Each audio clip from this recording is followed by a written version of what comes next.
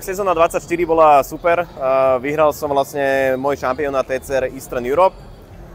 už druhýkrát po sebe,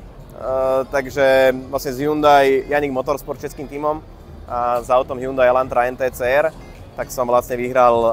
tento šampionát, čo je super, pretože vlastne sme aj na Slovakeringu boli sme jednoducho v Česku, v Rakúsku a tak ďalej, takže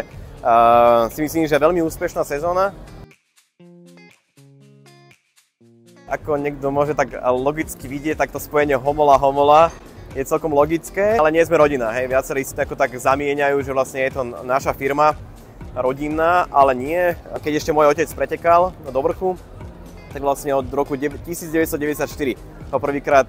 začala firma Homola sponzorovať a spolupracovať a vlastne nepretržite až do tohto roku, do roku 2024, nás teda už otca a potom teda mňa, už vychádzajúcu hviezdu, tak začala podporovať. Je to spolupráca toho automobilového pretekára, ktorý vlastne potrebuje tú techniku, to všetko okolo toho, na to, aby podával ten výkon. Ja vlastne stelesňujem, dá sa povedať, ten výkon,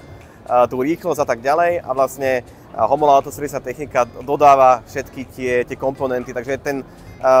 dá sa povedať, že tá spolupráca je celkom logická, že to nie je napríklad cestovná agentúra a pretekár, hej, je to veľmi blízko, dá sa povedať, tomu automotívu a vlastne my spolupracujeme na báze, dá sa povedať, že to spoznávanie alebo poznanie tej značky Homola